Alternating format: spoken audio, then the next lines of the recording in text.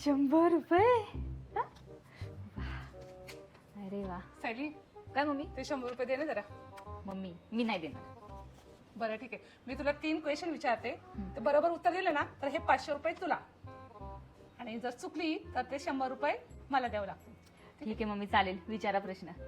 बरं मला सांग, बटाटा वडा आणि दही वड्यामध्ये कोण मोठा आहे? मम्मी काय प्रश्न आहे हा? दुसरा प्रश्न विचारा. बरं ठीक आहे, मला सांग, 1 किलो गव्हामध्ये किती दाणे असतात? सांग सांग. मम्मी तिसरा प्रश्न विचारा. आता लास्ट आणि शेवटचा प्रश्न. हा. मला सांग, चांदोबा जर मामा आहे तर मामी कोण आहे? सांग सांग. मम्मी काय प्रश्न विचारता तुम्ही? हे घ्या. मला माहिती आहे तुला येणारच नाही.